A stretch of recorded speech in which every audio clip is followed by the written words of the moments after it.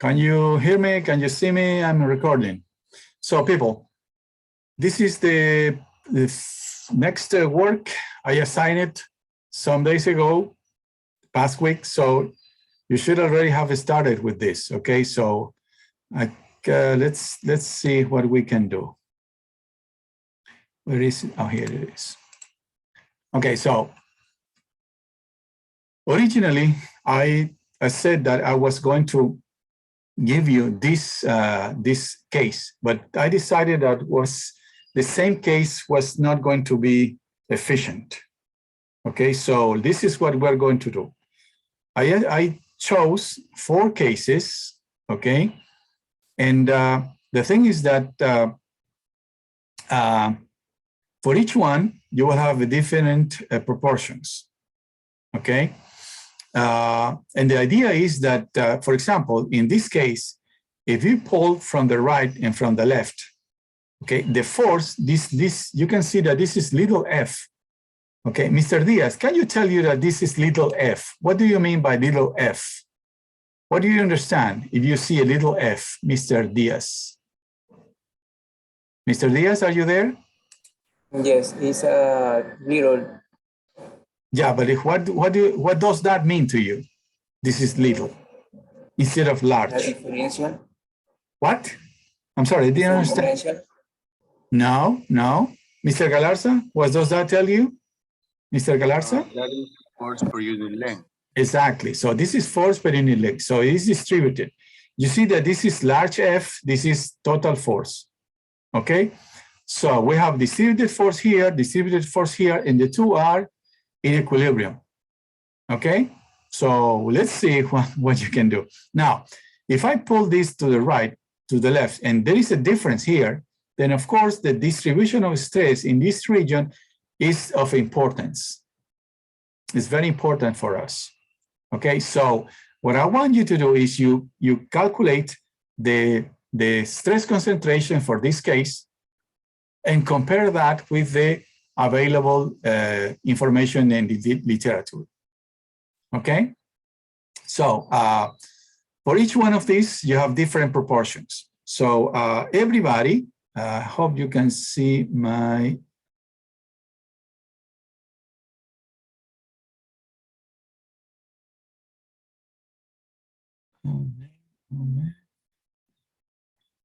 Oh, here. Okay. The thickness that we're going to use is 1 centimeter to make it simple. Oh, and I'm sorry, here it is, 0.5. I'm sorry. This is, we leave it like this, okay? So it's, so this is correct, 0.5 centimeters. Everybody. Now, let's see. We have 12 groups, right? Mr. Isaac, we have 12 groups, right? Now so, 11. Okay, so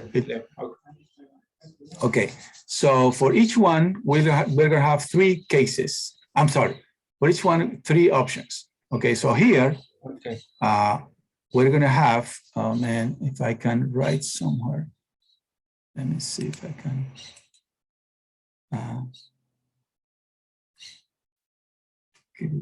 What was the word?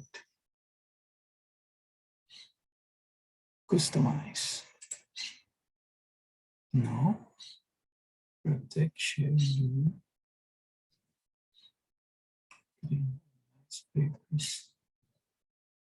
Jesus.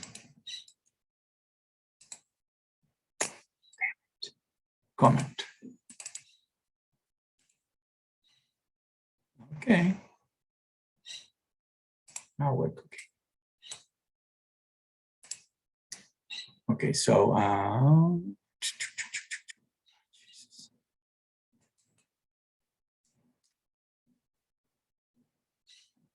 instead of this, let me choose this. Okay, now people be alert. Okay, so for case 1, we have L and B and R. Okay, we have for case 3, L and R. In case, the other cases, we have L, B, and R. Yes, okay, so for case 1, okay, you have to talk to Engineer Isaac, okay? This is what I'm going to do. Let me change here. I'm going to give you, for each one of these cases, a different proportion. Okay, so I'm going to, after finishing class, okay, I will give you, for case 1, I will give you a ratio, L over B, okay? I'm sorry, L over V, and also a ratio B over R. I am not going to give you one single value. I'm going to give you, for L over V, I'm going to give you a value, and for L over B, I'm going to give you a range. Okay? So you will not give me one single value. You have to give me a range of results. Similarly for cases 2 and 4. Okay? And for case 3, I'm going to give you a range of values of L over B. So you will not have to solve one single case, but you have to solve several cases. Okay? And the idea is that, for example, in case 3, for example, or in case 1, what is my pointer here? What I want you to do is this. I want you to plot, okay, the stress concentration versus the ratio, for example, R over B. Okay, and as you increase R with respect to B, probably you're going to decrease that. So I'm going to give you this range. Okay, so the value of L over V is going to be just symbolic. What I want you to change is the ratio B over R. So you will see the difference in stress concentration as we change this ratio. So at least you have to have 3 different partitions. I'm sorry, 3 different ratios between R and B. Okay? People, are we, in the case of case 3, okay, at least I'm expecting you to give me here the same stress concentration. So as you increase L over B, probably the stress concentration have to go like that. Yeah.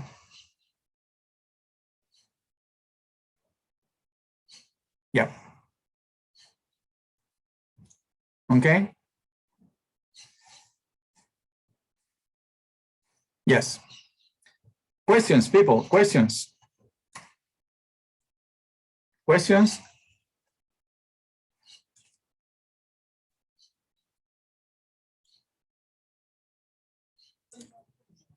No questions? Everything is well understood? Okay. So I'm going to post a table in the problem formulation, in the assignment formulation, and I will assign for groups 1, 2, and 3, case 1, and I'll give you these values. Remember, this is not a value, this is a range. Same for the other. So you don't have to do one single case. You have to do at least 3 cases so you can see the difference. And of course, it's going to be a good idea if you plot. It's not a good idea. Is you have to plot, for example, your results against the available results in the literature. So this is literature. And I hope you get close to them, okay? So you have a better idea of that problem, okay? Any question, people? Mr. Jimenez, are you with me, Mr. Jimenez? Mr. Jimenez? Yes, sir. I'm here. Okay, did you understand what I described, what I explained? So What's the problem? What did you did not understand? that's for this graphic here to cite case 3. Case 3, this one here. Yes. Okay. Remember that, let me see if I can share. If I can share, stop share. So let me share another thing here. Okay. So can you see my screen now? My blanks, my white space? Yes, doctor. Okay, so if I have something like this, okay, you have a force here. If I make a cut around here, you're gonna have a distribution of stress like this.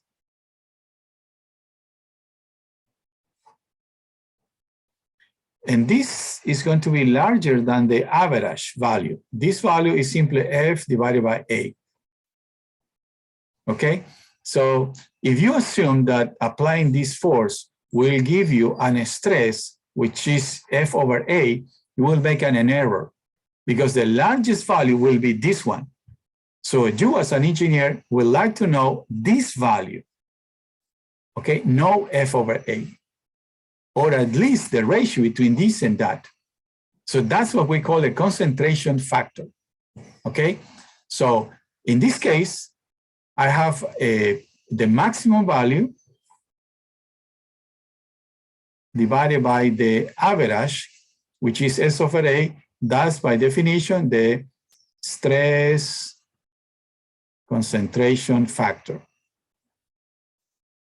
Okay? Now, what I want you is to do something similar, but instead of using these proportions, L over B, use these proportions.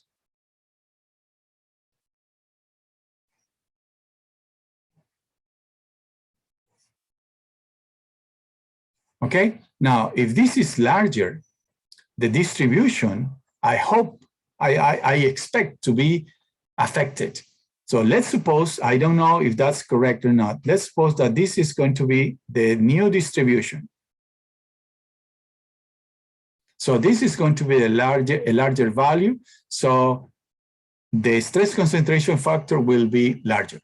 So what I want you to do is to take different relationships between this is B and this is L. So what I want you to take different values of B. So if you change this, the ratio L over B changes. And here I want you to plot the stress concentration factor. Okay, so I'm going to give you a range for that. So since I have 3 groups with the same problem, for each one, I'm going to give the a different range. So for example, if you're in one of the groups, you're going to be working in this range. The other group will be here and the other group will be here. So probably we'll have something like this. Let's suppose that this is what the literature presents. And so you have to plot your result here. So probably you have one value here, the other here, and the other here. This is what we expect. So this is what I want you to do. So take at least 3 ratios in your range, get the concentration factor with your partition, your analysis, and present these results. Mr. Jimenez? Yes, Mr. Jimenez? Yes. Okay, better now? Yes, doctor, thanks. Okay, no problem. No problem. Anybody else, please? Dr. Carrillo. Okay, go on. The first case, how will the discrete be done? I don't know. It's your job, not mine. Ah, okay. And the word that you need to answer is, the magic word is convergence. I'm going to say a couple of words now. The magic word is convergence. See, remember that this is something that we have mentioned in several occasions here in class. Remember, finite elements is not an exact procedure. It's an approximate. It's a very good one, extremely good one, but it's not exact.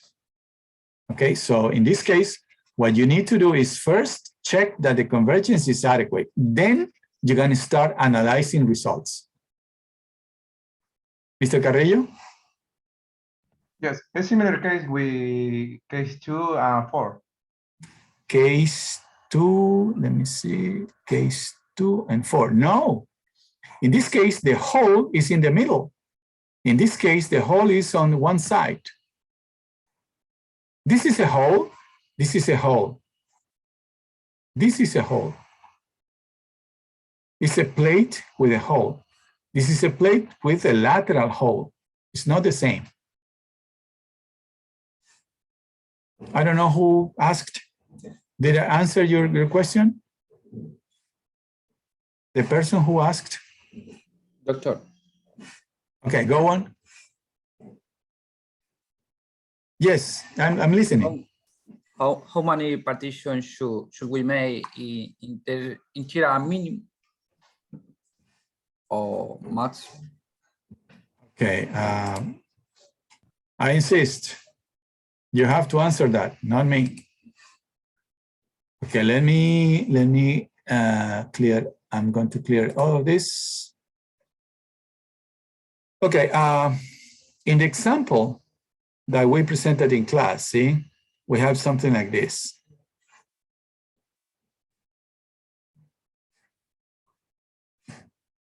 So we have 6 joints.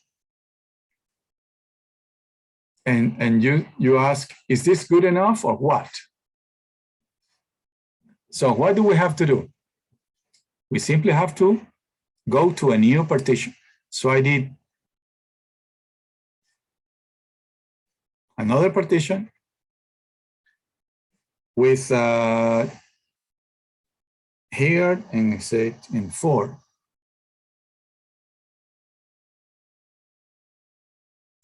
And then we did this.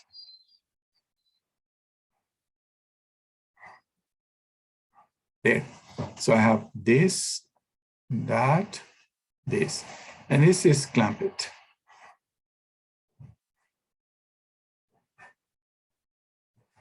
And of course, in this region, we expect the stresses to be larger than in this area. Remember that the stresses in this point in this area are going to be 0 because there is no bending moment. Here we have the larger bending moment. So here we expect the stress to be large, then smaller, then smaller, then larger. Okay? Because that's the response that we expect in order to according to the type of load that we have. And then I did this. Got another partition, the same geometry.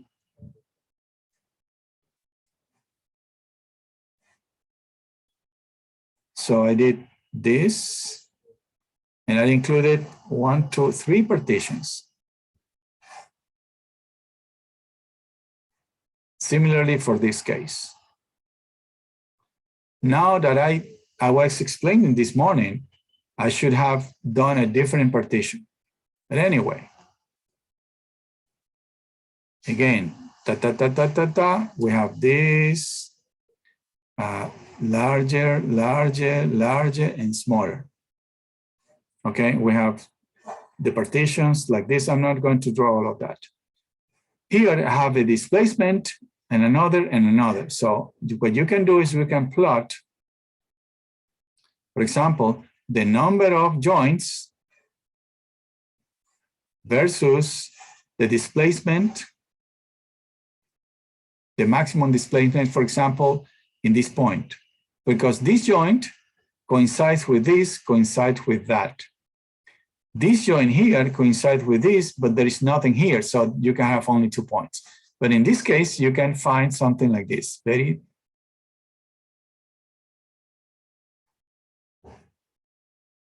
So if you take these two, you can see that the difference is small. So you can see that we are getting close.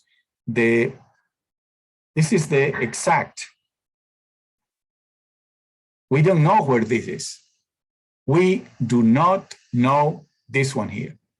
So we are very close. So we see that in going from here to here, the difference is small. So we can say that it's acceptable. You can also do, for example, the stress.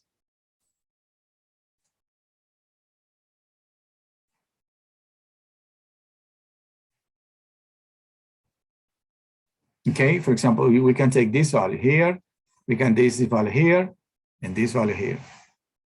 And of course, this is going to increase.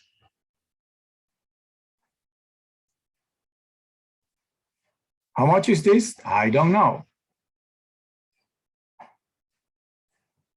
But we can see that the difference between this and that partition is small. So we can say that we are close. Did I answer your question, people?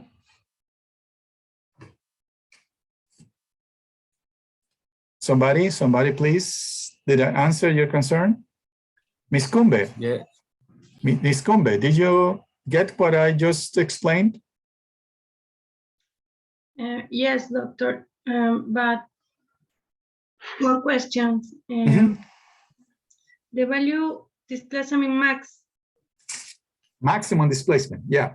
Yes. The value, I don't know. This value here. We don't know that. That's the problem. That see, in general, if you do something like this, okay, classification societies will tell you, for example, how many partitions you need to do in certain elements. But the general rule is that we have to do something like this. Do a partition. Of course, this partition here, up here, we shouldn't even consider it because it's too simple. Right? I mean, you see that this is just an exercise, an academic exercise.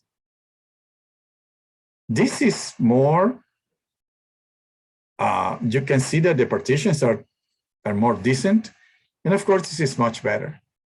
So probably this is just to check the procedure, but this shouldn't be considered as an example. Okay? And if you see, the problem is this, right? If I give you 2 points, okay? See, I give you 2 points.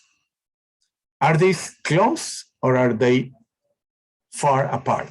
We don't know. You need 3 points in order to convince yourself that you are close. If you have 3 points, 1, 2, and then these 3, then you can say that, yes, I'm close. If you have 1, 2, and 3, for example, here, what is going to tell you? That's telling you that still you need to go well up in order to get close to convergence. So you need 3, always you need 3 partitions in order to be able to, with the curvature, decide whether or not you're close to convergence or not.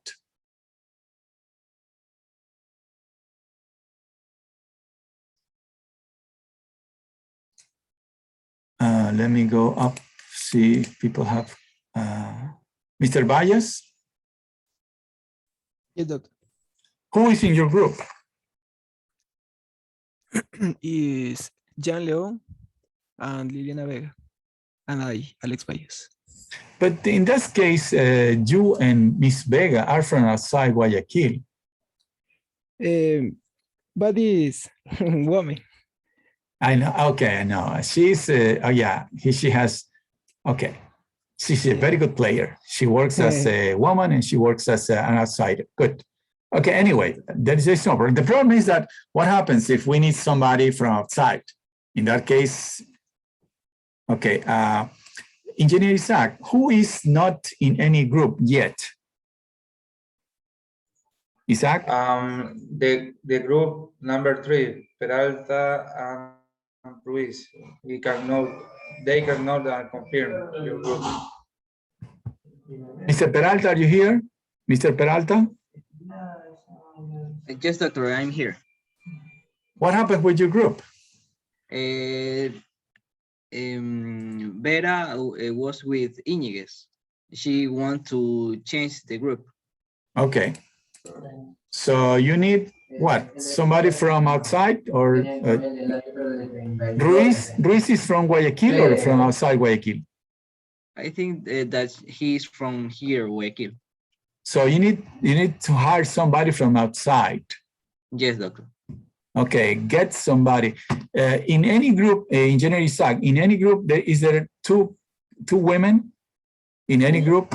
In any group, no, just one. Just one woman. Okay, so okay, we can allow this. Okay, this is the work we're going to work.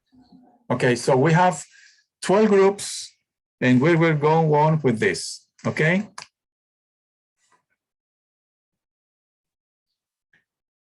Okay, so in a minute, I will post the assigned branch for the variables for every group. Okay, so you can start working and that's it. On Thursday, I would like to sit with every group and see what you have done so far.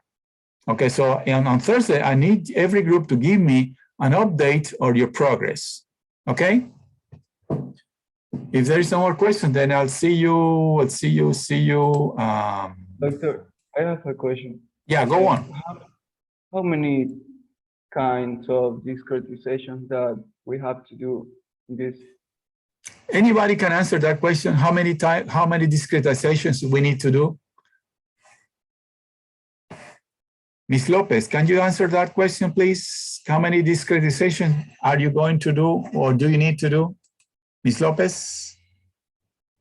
Or Mr. Carrion? Mr. Carrion, yeah, how many? Ms. Lopez, go on.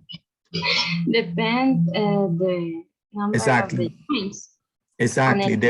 Depends on how close you are from convergence.